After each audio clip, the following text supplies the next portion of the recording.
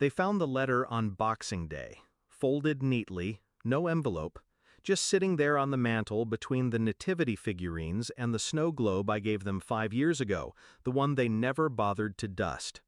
Mom screamed first. Dad followed. My sister just stood there, mouth half open, as if choking on her guilt. I wasn't there to hear it. That was intentional. Christmas Eve, I was elbow deep in blood, holding pressure on a teenager's ruptured spleen. A drive-by, wrong place, wrong time. That's the reality of the ER. I don't get holidays. I get 12-hour shifts, cold coffee, and panic coded in beeps.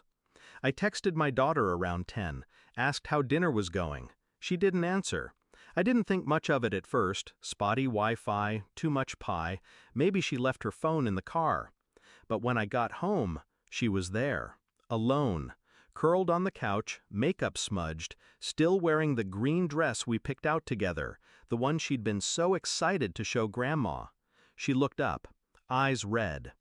"They said there wasn't enough room," she whispered. Her voice cracked on the word room, like she was the one who needed permission to take up space. I made her tea, sat beside her, didn't ask questions she shouldn't have to answer. But the rage settled deep, heavy, controlled. I'd seen this before, not in blood tests or CT scans, in the smirks, the comments, the silences. I ignored it for years, excused it.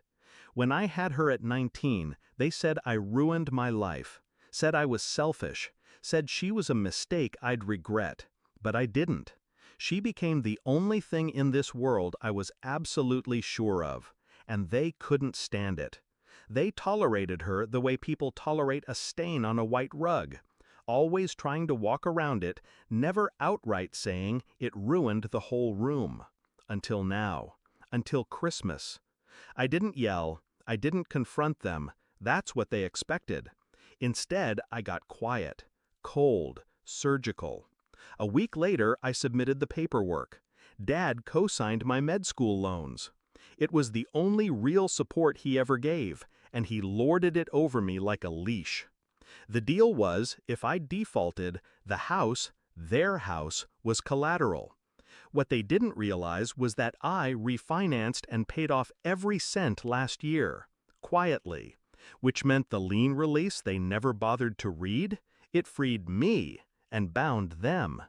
I'd also been funding their emergencies, property tax, roof repair, mom's dental surgery, all through my private account, traced, documented, recategorized as loans. No more gifts, just debts. And my sister? She was counting on me to co-sign her kids' tuition. I signed something all right, just not what she thought.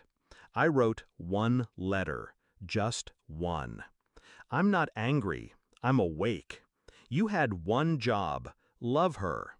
That seat you denied her at your table, it cost you your place at mine. I included an itemized spreadsheet of every dollar I was reclaiming. I gave them 90 days. No contact, no pleading, just terms. Christmas Day, I made pancakes with my daughter.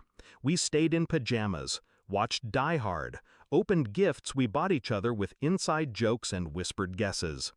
She didn't know what I was doing behind the scenes. She didn't need to.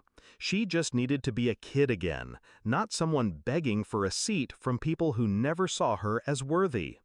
When word spread, the phone calls started. Voicemails stacked like bodies. "How could you do this to us?